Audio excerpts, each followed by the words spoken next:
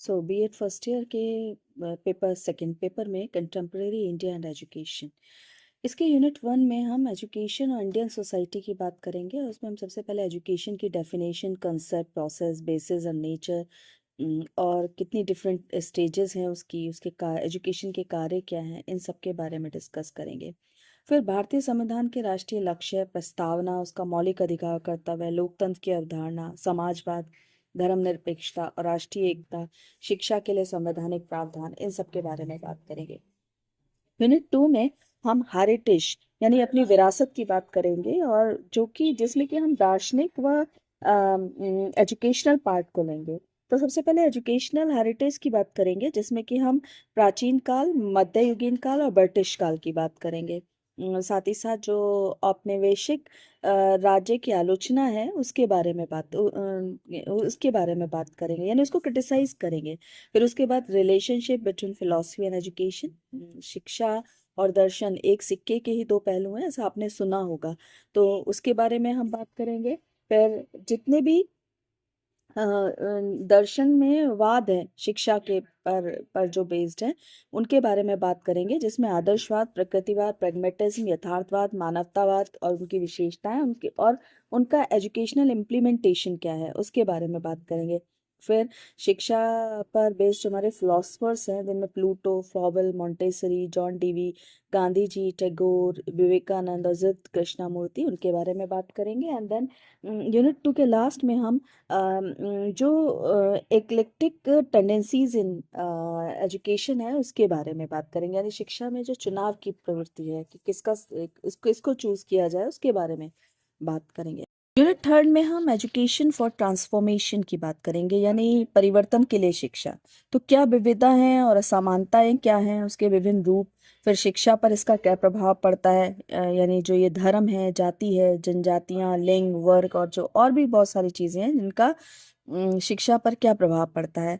फिर education and economic development की बात करेंगे, उसके एजुकेशन के साथ साथ साइंटिफिक डेवलपमेंट की बात करेंगे, और एजुकेशन की क्या भूमिका है सामाजिक परिवर्तन में, इसके बारे में बात करेंगे। यूनिट फोर्थ में हमारा policy framework for public education है, जहां हम लैंग्वेज पॉलिसी पे बात करेंगे, colonial debates on language schools, three language formula क्या था, मल्टीलिंगुअल एजुकेशन क्या है। फिर कमीशन और पॉलिसीज, हमारी जो मेन है कमीशन और पॉलिसीज, उनके बारे में बात करेंगे। जैसे इसमें है कि recommendation of Indian education commission, new education policy 1986, और फिर उसका जब रिव्यू हुआ था 1992 में, उसके बारे में बात करेंगे। फिर नेशनल करिकुलम फ्रेमवर्क 2005 में जो स्कूल एजुकेशन के लिए होता है, उसके बारे में बात करेंगे। नॉलेज कमीशन बना था, उसके बारे में बात करेंगे। और राइट्स टू एजुकेशन, शिक्षा के जो अधिकार हैं 2009, उसके बारे में बात करेंगे। फिर प्रोग्राम फॉर चिल्ड्रन के बारे में, integrated child development scheme, ICDS, national plan of action for children 2005, counselling and guidance services provided by the state, integrated programme for street children, और फिर चाइल्ड लाइन सर्विस के बारे में बात करेंगे। यूनिट फिफ्थ में हम इश्यूज एंड कंसर्न के बारे में बात करेंगे, जिसमें कि हम मीनिंग और जो उसका कंसेप्ट है लिबरलाइजेशन का, ग्लोबलाइजेशन का, प्राइवेटाइजेशन का, उसके बारे में बात करेंगे। फिर इसका शिक्षा पर क्या प्रभाव पड़ा है, नेशनल और सोशल इंटीग्रेशन क्या है, vocationalisation of education and skill development क्या है, यानी शिक्षा का व्यवसायीकरण और जो कौशल विकास है, उसके बारे में हमें क्या क्या क्या चीज़ें जाननी चाहिए, इसके बारे में डिस्कस करेंगे। एंड देन मानव अधिकारों के अंतर्गत बच्चों के लिए कानून, नीतियां और कार्यक्रम के बारे में अध्ययन करेंगे। इसके बाद जो इसका प्रैक्टिकम है, वो भी हमारा दो हमें असाइनमेंट चूज करने पड़ेंगे, जिसमें पहला है survey report on marginalised group, यानी जो हाशिए पर जो बच्चे पड़े हुए हैं, जो ग्रुप है, उनका सर्वेक्षण, उसकी एक सर्वे रिपोर्ट बनेगी। फिर किसी भी स्कूल का जो मिड डे मील होता है, उसका आपको ऑब्जर्वेशन करना है, और उसके जो न्यूट्रिटिव और सोशल इंटीग्रेटिव वैल्यूज हैं, उनके बारे में बताना है, उसकी एक रिपोर्ट तैयार होगी।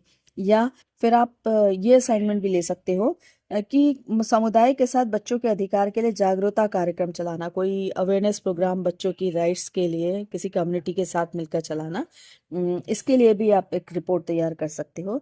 या फिर भारतीय समाज की सांस्कृतिक विविधता क्या है या समानताएं क्या है, उसको बताते हुए एक स्टेज शो का आयोजन, जैसे केरल है, उत्तर प्रदेश है, इसके बारे में, ये मतलब डिफरेंट जो सांस्कृतिक विविधताएं हैं उनके बारे में बताते हुए एक स्टेज शो का आयोजन करना है और उसकी एक रिपोर्ट तैयार करनी है।